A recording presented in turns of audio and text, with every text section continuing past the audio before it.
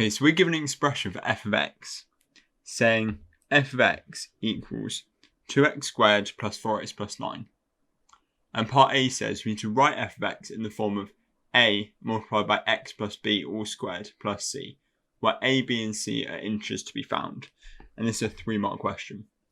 So now essentially what this question is asking us to do is complete the square. So when we complete the square, f of x will be written in this form. So we're going to do that now. So we're going to start off saying f of x equals 2x squared plus 4x plus 9. And we've got a slight issue here because we've got a coefficient of x squared, which isn't 1. So here we've got 2x squared. This isn't too much of an issue because what we can do is we can just factorise out the 2. So we're just left with a single x squared. Right, so what I'm going to do is I'm going to bring the 2 out the front of the brackets.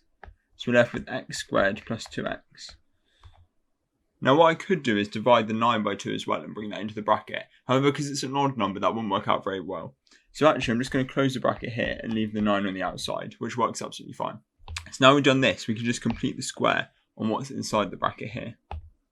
So doing that, I'm going to put a square bracket here so we can easily see this. And we're left with x, and then we need to divide the coefficient of x by 2. So dividing 2 by 2, we just get 1. We square that. And then we take away this number squared. So it's 1 squared. However, 1 squared is just 1. So we're just going to write 1 here. Brilliant. Now I'm going to close the square bracket off and just keep the 9 here on the end. Now what I'm going to do is multiply the 2 back through into the bracket. So we've got 2x plus 1 all squared minus 2 plus 9. And then the last thing I'm going to do is I'm just going to tidy it up. We've still got the 2. X plus 1 squared, and we're left with a plus 7 on the end. Right, so looking to see where we get 3 marks. We get 1 mark here, and you correctly identified that A would be 2. We then get a second mark here, because then we've correctly identified that B would be 1. And then we get the final mark down here, where we've correctly identified that C would be 7. Great, so now for part B, we need to sketch the curve with the equation y equals f of x, showing any points of intersection with the coordinate axes and the coordinates of any turning points. And again, this is 3 marks. Okay, so y equals f of x, so I'm going to write it out as an equation of y. So we've got y equals, and we completed the square in the previous part. And because they sort of follow and link to each other, I'm going to write it out in the completed the square form, because I think this would be helpful. So I'm just going to have a think about what sort of shape the graph could be. So we know f of x is a quadratic and it's got a positive coefficient of x squared. So we know that the graph is going to look something like this, something like a smiley face. However, to sketch this, we need to find out any points of intersection and the coordinates of the turning points. Well, let's think about points of intersection first. So you've got the y-intercept when x equals 0. So we're going to try that. We would say y equals 2.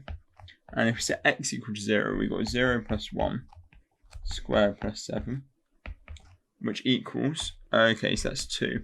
And this bracket would just turn out to be 1. So we can ignore that. And that would be 7 plus 2. And that would be 9. So therefore, the y-intercept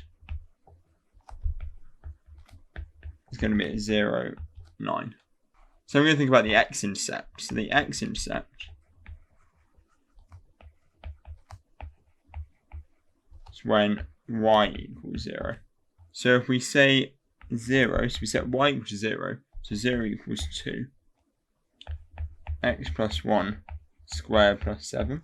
Okay, so if we take away 7 from both sides, we've got that 2x plus 1 squared equals minus 7.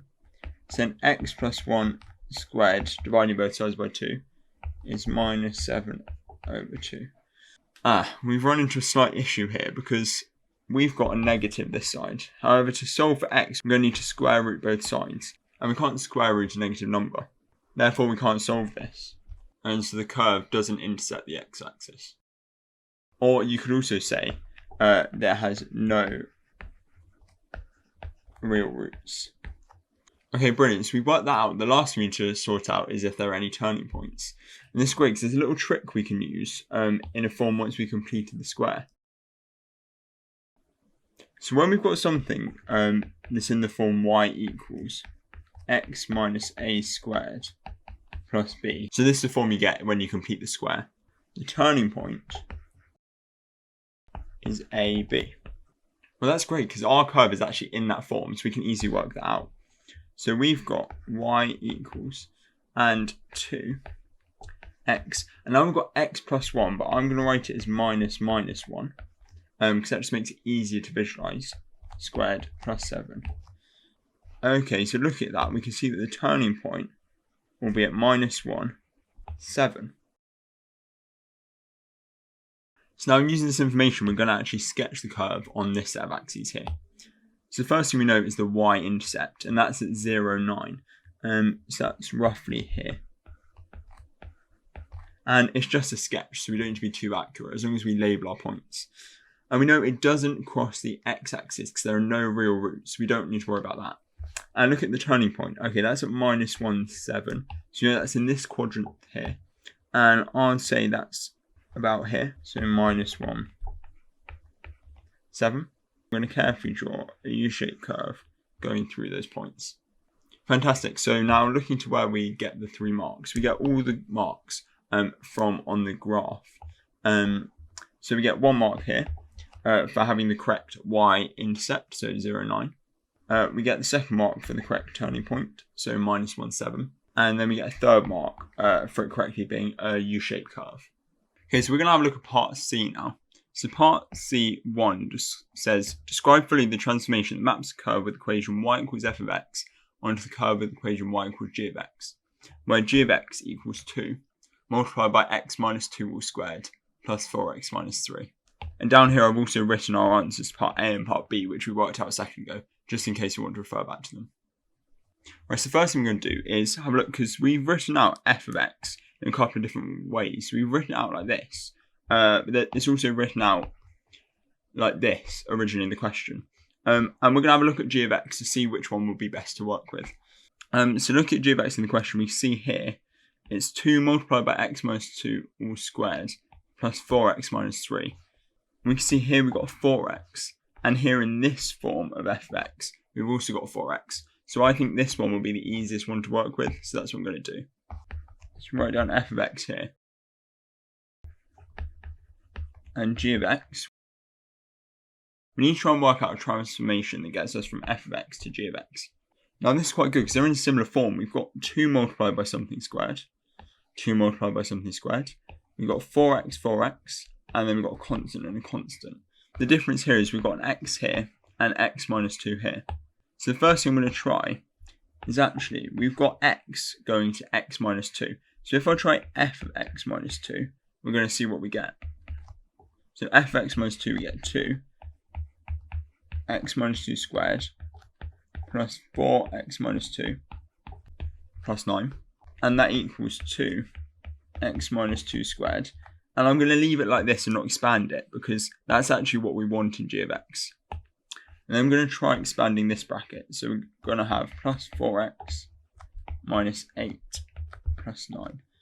And if we just tidy that up at the end, we've got 2x minus 2 squared plus 4x plus 1. Okay, so that's looking good actually, because if we compare our f of x minus 2 to g of x, well, we've got the same term here. They both got 4x. The only difference is a constant. The difference between this and this is 4. So what I'm now going to try is f of x minus 2 minus 4. So we're going to see what we get when we do that. So we get 2 x minus 2 squared plus 4x minus 2 plus 9 minus 4. So we've got 2 x minus 2 squared plus 4x minus 8 plus 9 minus 4. And that equals 2 multiplied by x minus 2 squared plus 4x. And if we tidy this all up here, we get minus 3.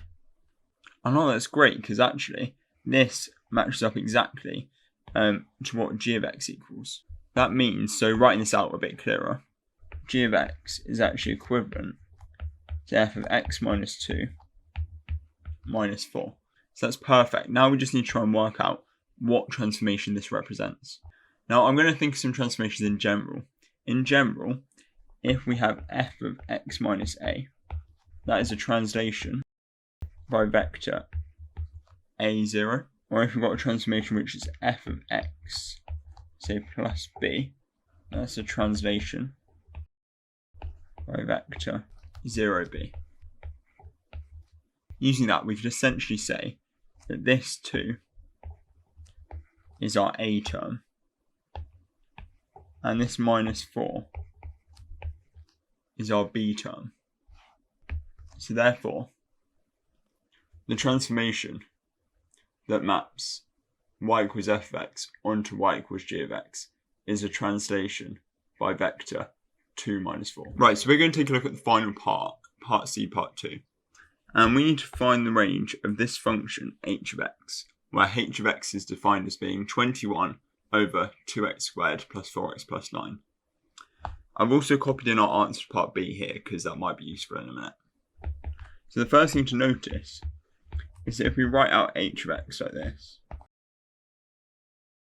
the denominator of h of x is actually f of x. So we can rewrite this out actually as h of x equals 21 over f of x.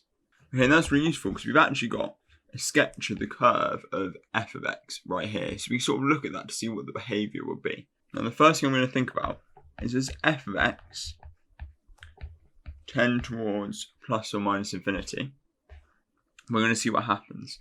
So as it tends towards plus or minus infinity, you see it just keeps going, getting bigger and bigger and bigger, and it just won't stop. It will just keep going, getting bigger and bigger, both in the positive and the negative direction.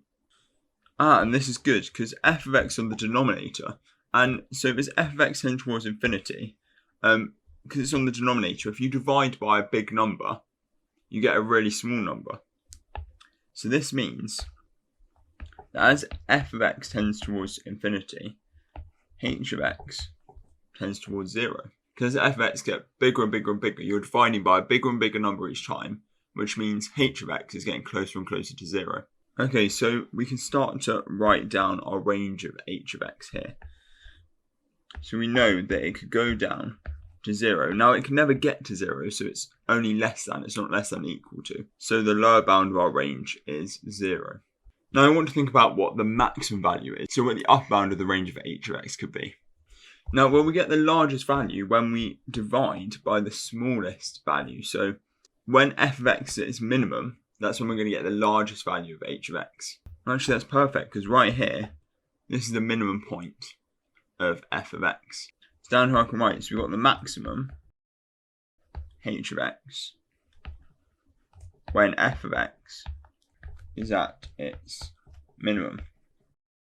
And we see when it's its minimum, we've got a 7 here. So what I'm going to do is do 21 divided by 7, which equals 3. Okay, great. So the maximum that h of x could be is 3, and it could equal 3, so we're going to write it like this. Brilliant. And now this is the answer, so we finish the question. This is the range of h of x. So looking to see where we get our 4 marks in question C. We get 2 marks for the correct vector. So saying that it's a translation by this vector. If we'd only got one of these values correct, then we'd only get 1 mark. And here we get 1 mark for this. So working out that we'll get the maximum value of h of x when we've got the minimum value of f of x. And the minimum value of f of x is 7. So working out 21 divided by 7 equaling 3. Then we get the final mark for the correct range of h of x.